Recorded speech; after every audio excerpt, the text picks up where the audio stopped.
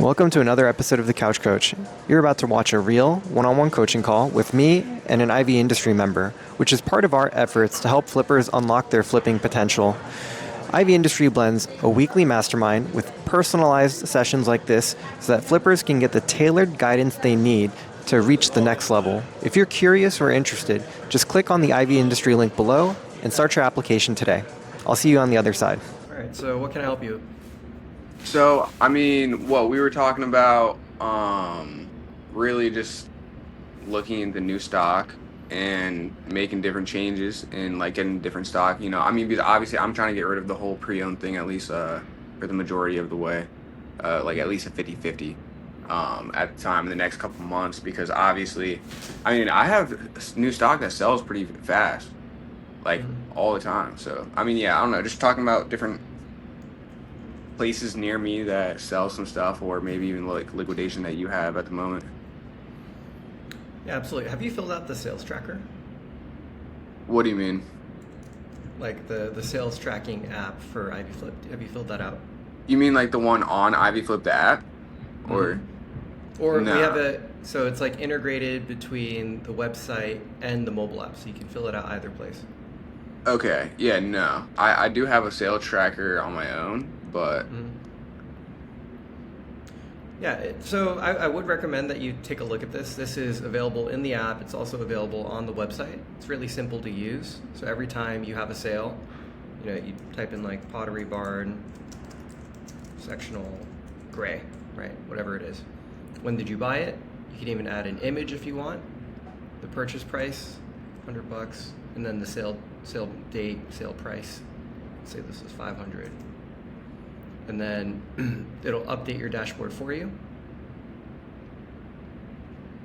okay. Yeah, that's actually, that is definitely nice. Let's try this again.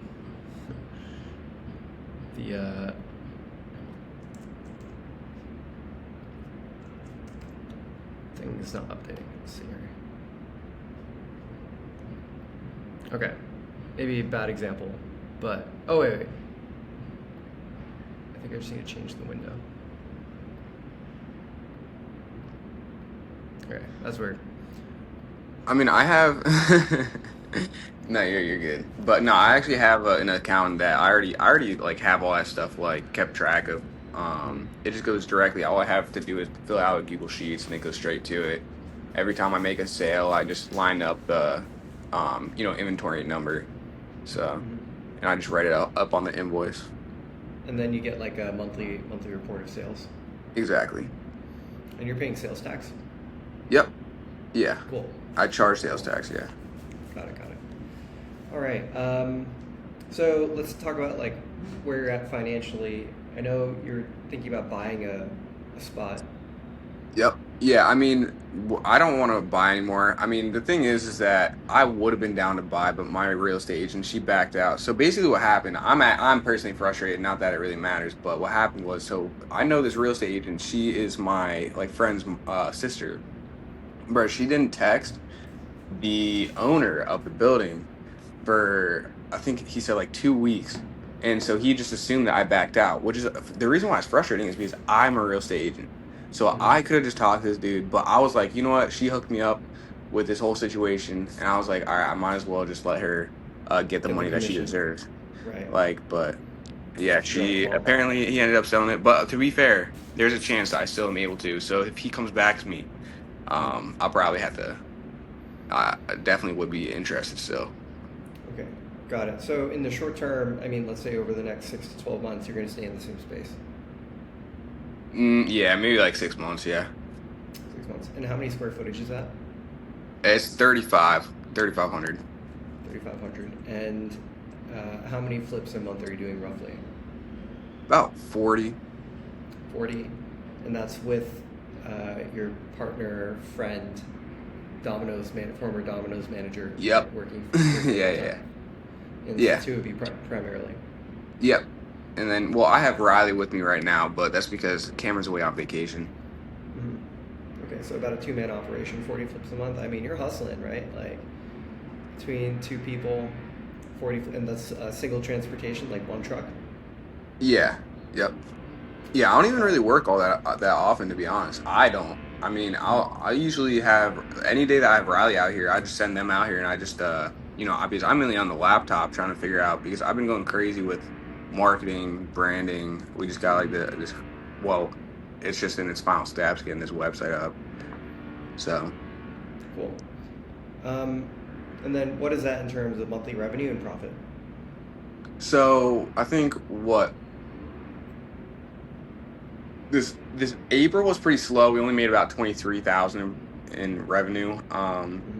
March we made about like almost 29 profit. Like the gross profit was, I mean, in March it was like 19,000, 20,000. So, I mean that was a pretty good month. Um, yeah, something like that. That's really like where we're generally at is about 17, like 16, 17,000 gross profit. Gross profit. And then, like last month was slow, your fixed costs stay about the same, but then your Yeah. variable costs change. So let's say your Yep. gross profit margins hovering around 66%. Hmm.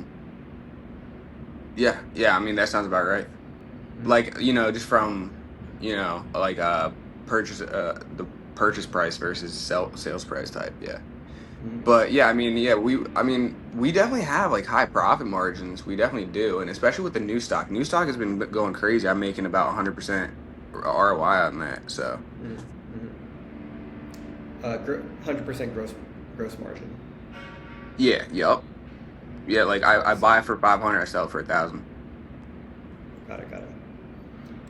Not gross margin. Sorry, gross profit. 100% Yeah. gross profit. Yeah. So, Yeah. um, okay. So, and like, so you have been buying new stuff. So what's the challenge? Why not just get more of that?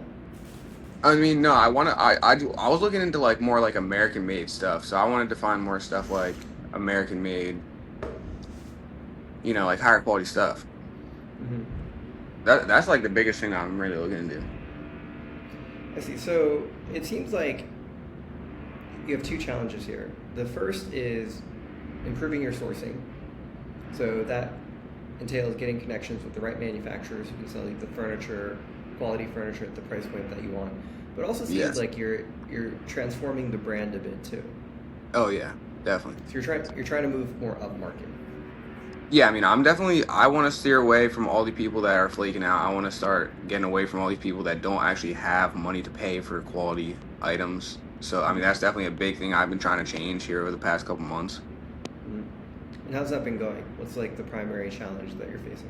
So, I mean, the biggest thing is the fact that, I mean, so it's obviously with pre-owned couches, whenever I go out and send somebody out or like go out myself to pick up a couch, like, it's not always going to be in perfect condition. There's always might be like pet owner or whatever. It might be some smells that you can't get rid of.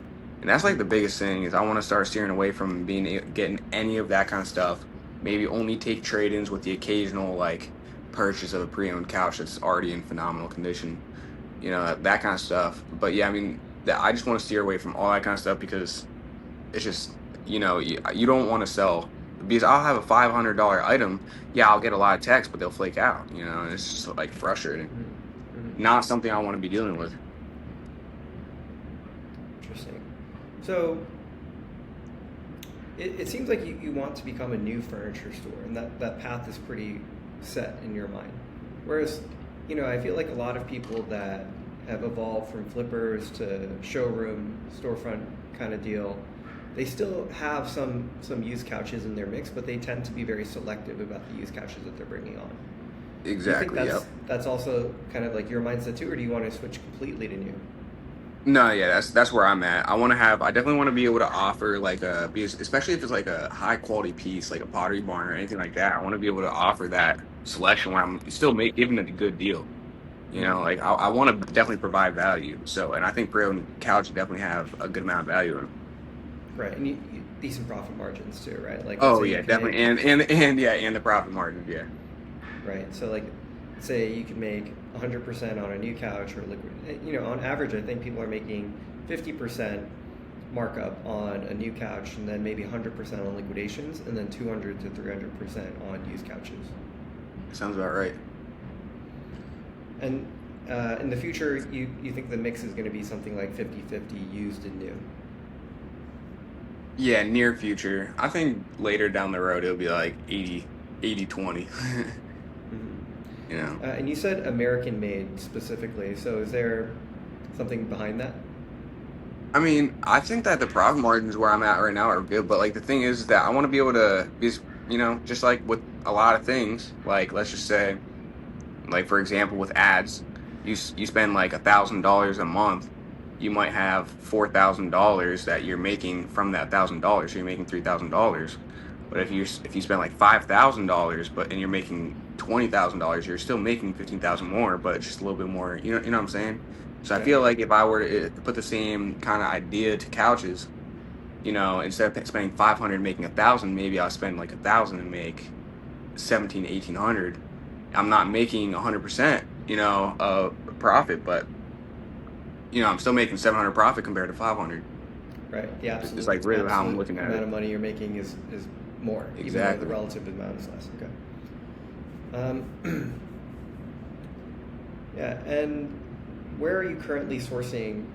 And you don't have to disclose your specific manufacturers, but I guess like what is the challenge in working through them and trying to get higher quality inventory? I mean, they're just from Vietnam. And I feel like they're nice. They're actually for $500 they're quality. I'm surprised, honestly. They're actually quality. But I want the American made where it's kind of like I want to have like certain pieces, like provide certain pieces like the small sectional, like two-piece sectional, that kind of stuff that for like, like $900,000 where it's quality, just pure like American made solid wood. Like something that I'd be able to get people in and maybe put people on like different aspects or like be like, oh, well, this one might not be as just like have different options, really like another thing. Because I don't want to sell all the same quality stuff. I want it to be a little different. You want to have a range. Yeah. Okay, got it. And so, I mean, today, what is your average sale price? Right now, the average sale is probably about what, 800. Like 800. sale price. Profit is probably about like 500. And that's what they used, like all blended together. Yeah, yeah. So I think if you get into new products, you're probably gonna have to go up market a little bit more. Like your average sale price is gonna have to increase. Let's say it's Oh at least yeah. 1,000. I think you're gonna be more in the range of like selling new products for $800 to $1,200. Yeah. Yeah. I Maybe already you're started I tried to do what I started to do is I started to do email campaigns. I started to, I'm generating a list of emails. I put out road signs. I got flyers out. I just ordered flyers. I'm starting to get in subscriptions with like different direct mail marketing and of course, like I said, email marketing. And so I'm really just trying to go heavy on advertising. And as soon as the website's out, I want to start running paid ads and make sure that they're actually like converting. Take 6 months to just test it out, experience it for myself instead of paying someone to do it that I don't even understand what they're doing, that kind of stuff. absolutely. I think that's a really great point. I think you know so many people get fleeced by digital marketing agencies and the industry in general. It's just because they don't know what they don't know, and they have to Yeah. turn to like an expert Yep. to you're putting the well-being, the revenue, and the success of your business in the hands of someone else, and you don't know how to audit what they're doing. Yeah. And so I'm a Exactly. big proponent of DIY marketing. I think it's like not that hard in 2025, especially with Yep. the use of AI. You can have it write Yeah, all that your is true. copy and it does all the testing for you, and now it can even create images for you, right? Like it can create Yeah, ads for you. that is Take true. your couches, it can put it in different backgrounds, and so that was another really big constraint in working with an agency is just the limitation of the creatives that you have access to. But AI has completely, leveled the playing field in that regard. You know what? I actually have a big question that I think that we should I would definitely enjoy talking about with you because you probably hear about it a lot. Is like specific demographics that other like successful flippers, I guess, fill out whenever they're doing Facebook campaigns and Google ad campaigns and that kind of stuff. Like, yeah, we should definitely. I need to get another meeting with you at some point, maybe sometime in the evening. Or, I mean, I know you said you're pretty busy in the mornings usually. Yeah, busy all day. Okay, yeah. Do you wake up? Yeah. Like, how early wake up? I mean, like, Usually I up don't by know. 8. Okay, Usually up by 8, yeah. okay. Right now I'm I was at about to say, 6. I'd be down to do a meeting at like 6 a.m. if you wanted. Okay. Yeah, not that early. Yeah, I try to get up by 8, but I'm usually up pretty late too. So, Yeah, um, so yeah, like when it comes to the ad targeting, yeah, I've seen a couple businesses completely eliminate their reliance on Facebook Marketplace, OfferUp, Craigslist, these local marketplaces, yeah. and shift to a strategy where they have direct connection to their audience through campaigns and initiatives that they control. And that might be things like referrals and organic search and Facebook advertising, not simply just taking a product and listing it on the marketplace Exactly. and then relying on the marketplace to give you distribution. And Exactly. look, I think you should maximize the hell out of that, because normally to connect to a customer, it costs a lot of money. Oh yeah, Yeah. no, I 100% agree. You have to pay Facebook, you gotta, pay the newspaper, you gotta pay the radio. These are outdated, but just to give you examples of how people used to have to pay for advertising on Facebook Marketplace, you can just post it for free, and then Exactly. if it's a good listing and the algorithm gods are in your favor, you can reach hundreds or thousands of customers. And every touch point like that, every interaction that you have, is an opportunity to take someone who's interested in buying a couch and then convert them into a loyal customer of yours. Yeah. So you want to maximize the crap out of that. But then, if you want to get good at discovering and at finding your own audience through channels like Facebook ads, then you really have to know your marketing recipe, right? So who are my customers? What do they look like? Where do they hang out? Where do they live? What are they interested in? Why are they choosing to buy from me as opposed to any other furniture store? And what sort of products are relevant to them? And all of these things you probably know a little bit, but it's fuzzy. Exactly. And where you're going to have more success is where you make it more concrete. Because Exactly. every time you list a product on Facebook Market, like right today, you deal with all sorts of different customers. And that's because Yep. you have all kinds of different inventory. You probably still pick up some couches for free if you can, but then you're buying couches for a couple $100, and then you also have new couches, and then you just post it on Marketplace, right? And depending on the couch and the price point, those are all going to appeal to a different audience. Yeah. And so you're not Exactly. curating who you get in front. You're not really curating the product mix, and you're not curating ultimately who those products get in front of, Yeah. and the kind of person that you're speaking to. And so today you probably have like 4 or 5 different personas of customers Yeah. that you actually do business with. And Oh, what yeah. you've identified is like that lower end of customer persona. You don't want to work with them anymore. You think they're Yeah. bigger fish out there. I think, see, like, that's the thing, is that there are different levels. I feel like you're right. Like, there's about like 4 or 5 different levels. I would say there's the bottom tier, where they're like, all right, I just want this couch for $100. Obviously, I hate those. I do not ever try to sell a couch for $100. I just don't. I even toss them out if it's like that. If it's that bad, I don't want to deal with those people. Like, honestly. Then there's like the 300 to like 500 range, I feel like, and those people are like, you'll get a lot of hits on it, but people will never be serious. They'll just say, is it available? Never actually want it, even though it's still a great deal. And there's the people from like 500 to 800 where they're like, all right, well, this is actually a good deal. I want to bounce on this as soon as possible. But, and then, they might just have kids or dogs or whatever it happens to be. And they're just like, all right, I don't want to spend $4,000 on a couch. And then, yeah, of course, like up for 800 and up from, like maybe like 1,500, I feel like is a pretty solid target range that I like to target for sure. Yeah. Where there's like more nicer houses, they're obviously capable of paying without being like, oh, can you do any less? Like, bro, like, chill out. Yeah. Yeah. Like. And look, there's no right or wrong answer. It's just these are different markets, and you have to strategize to serve them in different ways. So if you're gonna go for that lower end customer, then you're probably like these guys, maybe living paycheck to paycheck, low discretionary Are you on a income. boat?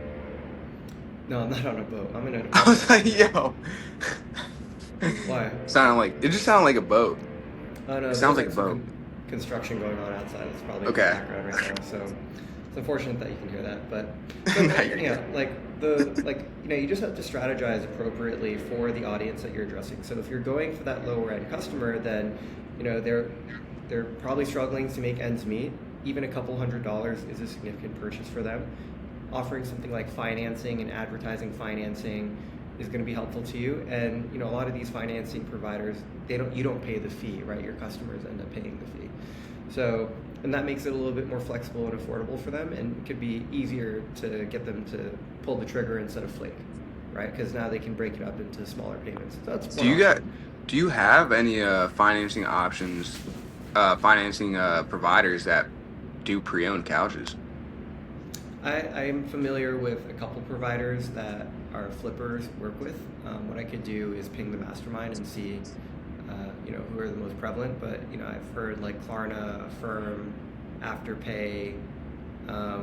Levi Ben out in Las Vegas is a really, really big proponent of financing, and I know he deals a lot with like Las Vegas natives that $500-600. It's a little bit hard to come by, and you know, for him, 30-40% of his business is probably coming in through financing right now. So and his strategy is he's listing all over OfferUp, all over Facebook. He's not focused on a website. He's not as focused on marketing himself as a brand. He's looking, I think, almost he's marketing himself almost a little bit more transactionally because he knows who his customers are, and he just makes it easy for them to buy. That's unique. Yeah. I wonder how that would go. Yeah, and look, it's like different strategies work for different people in different markets. Oh yeah. And there's no right or wrong answer. You could have a high volume, low margin business, or you could do something that's a little bit more boutique. Yeah. So for the higher end consumer, that's what like the comfy living guys in Chicago are doing, or Really? Kindred Couches guys out in Philadelphia. You can see they're like the kind of couches that they're bringing into their showroom and how they're marketing. It's definitely a little bit more premium perception. Okay. So what I would do to start getting a handle of what this, because I think you need to answer this question first before you really buy a truckload of new couches, right? So like as you're bringing in inventory, and you could even look at the inventory that you have today, I would start segmenting it out. So here's like the lower end stuff, lower end brands, lower end quality, etc., lower end price point. And here's like the stuff in the middle, and here's the stuff on the high end. And this will give you some basic segmentation, because then you start looking at the people that are buying the lower end stuff. Who are they? Talk to them. Where do they work? Right? Why are they buying this couch? Write all of this down, right? Yeah. Just the simple way to do this is every single customer that you interact with, you just take notes, and maybe in a notebook, or you can put it in a Word document, but every single customer, like name them, get their age, and just like literally put all those details with respect to that segment of couches. And you repeat this for the middle segment of couches as well. And you repeat this for the high end. And then over time, what you're gonna have is like 100 data points on all the different customers and what they bought. And you could literally just feed this into ChatGPT and tell them, come up with buyer personas for me. And then tell me how I can target these people on Facebook Marketplace. So the hard part before is you used to have to take this like concrete, and like people didn't even have data, right? They would just like have these interactions, and then if you have a knack for it, maybe you can kind of intuit out what your customer segments are, right? And they wouldn't have a disciplined approach about it. They would just kind of like, okay, this is what I feel my customer is, and they would get that right. And then the step above that is like you actually have the data on who your customers are, but then you need to reason from those data points on like, you have to extrapolate from these data points useful information that you can use as part of your marketing strategy. But all you need to do nowadays is collect the data. And if you collect the data, ChatGPT is trained on millions of data points, right? These LLMs have consumed so much information about marketing strategy, buyer personas, etc. It can just give you essentially what the best practices are going to be. Okay. and test it in different models. Feed those data points into Claude, feed it into OpenAI, feed it into Manus, or a couple different models out there, and then see what the common points are between those models, and then you actually have a foundation for a pretty robust marketing strategy in that sense. So Yeah, then you're going to know makes sense. what are the products that my high-end customers like, what are they willing to pay Yeah. for them, where do they hang out, like how do I find them, how do I target them. You'll have all the information you need to really build out a robust campaign. So does like the whole aspect of like where they work, like where they hang out, is that kind of like what they'll do like electronically, is kind of what they just know that by just what they watch, what they're interested in, or like how's that like, or do they kind of just go based off like actual data, like text messages, whatever? So you're asking like how does Facebook do the targeting at that level? Yeah, like basically how do they target like what jobs they are? Yeah. And like, yeah. Facebook has a lot of that data, right? So first is you have demographics, and every time you claim a Facebook account, you submit some demographic information. That's why you have a bio, and they ask you to fill out the bio. How old are you? What high school did you go to? What university? It's really quite clever, right? Yeah. Just give us your information for free, and Basically, yeah. Your friends will know. But in reality, it's for advertising, and that's how they make their money, right? It's the ad targeting. And there's actually, the ad targeting used to be a lot more robust because there was a change in how these companies were able to use cookies on your browsers to unite your activities across different devices. But there was legislation that changed that maybe like 5-6 years ago. But since then, like the AI algorithms have kind of worked around that, and they're still able to get a pretty concrete sense of like who you are and what your interests are based on the demographics that you've submitted, and also your browsing behavior. And actually, I think the psychographics and your actual behavioral, like what you're doing from a behavioral standpoint, are more powerful in revealing the psyche and the intent of a customer and their predisposition to buy things from you. So, like the fact that I am a, 80-year-old British guy, that's Ozzy Osbourne and the King of England. I don't know if there's a King of England, but you see what I'm saying? Yeah. This 80-year-old British guy, that's a very wide range. That could describe a lot of different people and very wide range of buying tastes. But the fact that like I put up an ad about like a Natuzzi leather sectional, and then one person spent 15 seconds looking at it and then clicking on the call to action, and the other person just scrolled right past it, actually tells us a lot more about one person versus the other. And Facebook has all of this behavioral data. What are you looking at? What are you like? What sort of topics are you interested in? What sort of content do you engage with? And I believe that is the basis of how they use the targeting criteria that you put in order to try and feed your content That makes to the sense. relevant audience. And then beyond that, there are layers of campaigns that you can create on Facebook, right? So, for example, you put out an ad, and this is your top funnel ad, and the idea is you just want to get people to watch or engage with the ad, and then you can create a retargeting audience based on actions that they've taken. So you can create a second ad that targets the people that watched the first ad for 10 seconds or more. Or you can create a targeting ad for people that have visited your Instagram page or clicked on a call to action and visited your website. So first order, you have like the native targeting that is available within Facebook's audience, when building a Facebook audience, things like demographics and psychographics. But then you can go a level deeper by creating retargeting audiences based on how people have engaged specifically with your campaigns. Or So you're saying that I could set up like a campaign to test out who is watching my other campaign. Exactly. And target it. You could set up a campaign to target the people that are engaging with your campaign. Exactly. Okay. And this is how people build funnels, right? Yeah. And the idea is that you have your top of funnel, middle funnel, bottom of funnel. And it probably takes a couple touch points, like let's say 5 to 10 touch points I'd with imagine. the customer to get them to come down the funnel. Like people don't just buy off the rip on Facebook unless you happen to get them in the right place in the right time. But what's the likelihood of that?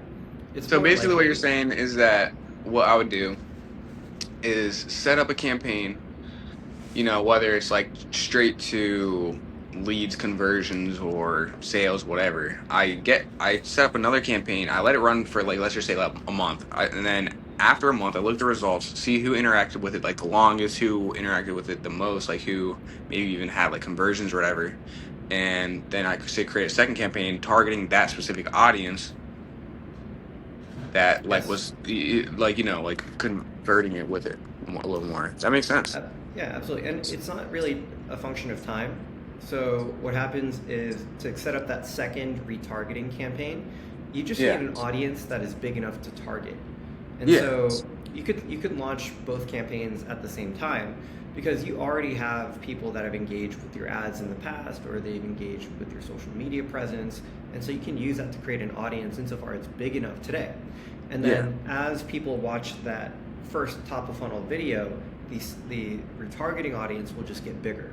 So you don't need to wait to do that, especially if you already have an audience that is big enough to target. Okay.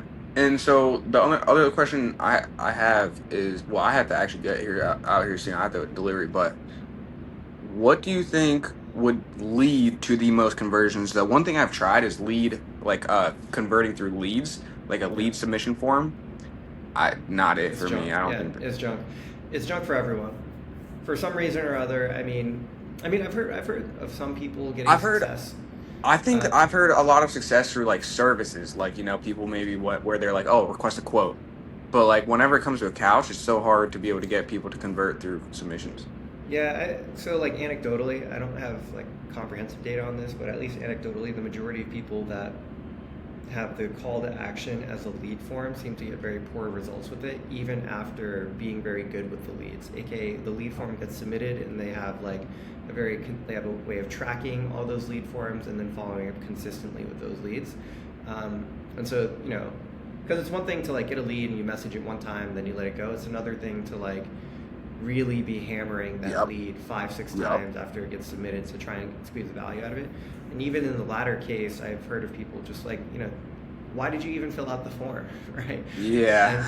Yeah. Um, I've I'd heard a imagine. little, Yeah. I've heard a little bit more success with the messenger lead. People having a little bit more success when it's a messenger conversation as opposed to them just submitting out a lead form. But in general, the better approach with Facebook seems to be brand awareness. So, because you have to think, if people are looking for you, if they find you on Google, what's happening? They're looking for something like used couch near me. And that tells you a lot about the intention of that person in the moment, right? And I think this is probably also the reason why Facebook boosts work pretty well. It's because when people respond to an ad or a Facebook Marketplace listing that's been boosted, they're responding to a specific item as opposed to an ad from a business. And so when they respond to a Marketplace listing, that means they're already on Marketplace, they're looking for couches. That tells you something about their intention. Yeah. And then when they're responding to a boosted Marketplace listing, they're also responding specifically to an item, I want this couch. Or if they're on Google, they're also saying, I'm looking for used couches near me, or I'm looking for restoration hardware near me. That tells you a lot about their intention. With your average Facebook ad, what's happening is like they're on Facebook and they're scrolling and they like happen to see an ad for like Busta Boys furniture, but maybe they don't need a couch. Maybe they don't, it's completely irrelevant to them in the moment. But what's going to happen is like 6 months later, they do need a couch or they do need some furniture or you've planted a seed and they're like, actually, I could use a swap ad. I want to get something new, something fresh for my space, or I'm moving. That is true. And so I think I was just saying that to one of my buddies the other day. I didn't word it the exact same, but yeah, it's like basically what I was saying. Yeah. So on Facebook, for Facebook ads in general, I think it is more about planting seeds and building brand awareness. And then when it comes time for that person to buy the couch, you're the person that they think of. And they know what you have to offer. They understand your value. So just to sum this up really quickly, because I know you got to run. A really good exercise to start with is start segmenting out your furniture, low end, mid end, high end. See who is responsive to each of those segments of furniture and take notes, right? you can ask ChatGPT for a template on like what data points to capture, and then take notes on every single customer that comes in, and then aggregate that data, and then feed it into an LLM, and then ask it to create buyer personas for you. And then you'll even have product data, right, on like which couches those customers were responsive to as well.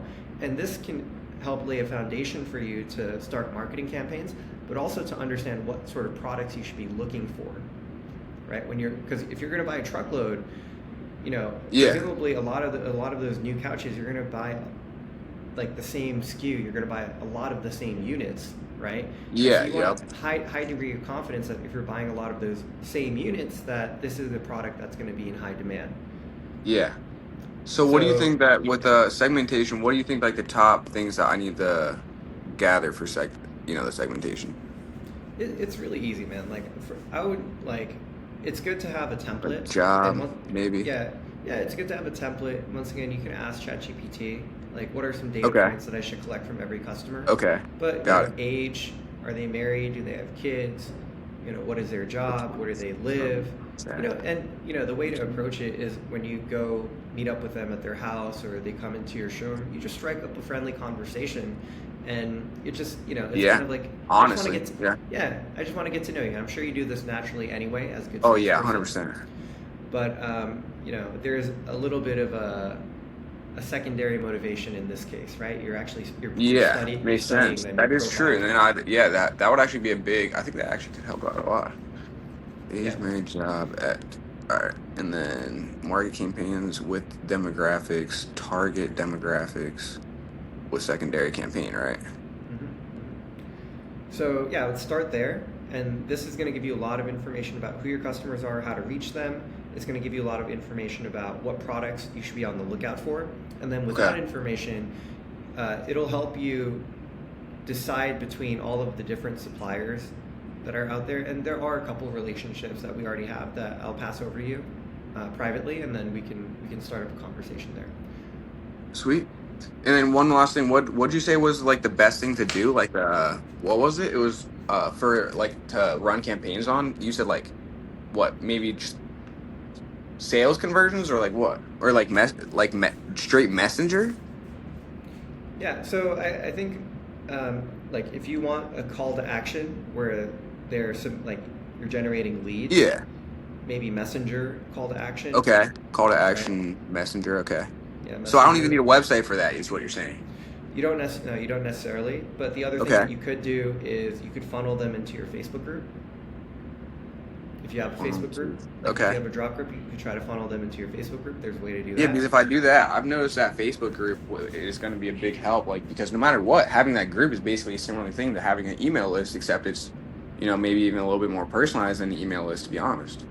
Yeah, the cool thing about the Facebook group is that there's insane social proof, right? Mm-hmm. So now every time you do a drop, it's not just that they're seeing the drop, they're seeing the activity of other people who are interested in those couches. And and so they can see other people interacting with your business. It creates a social dynamic that an email list does not. Getting their email is good too. I generally think you want to build out all your channels, but you have to first figure out which channels are the most effective for you. Oh yeah. The last place that you can try to funnel your traffic is to your website, and then on your website you could have like an appointment booking link.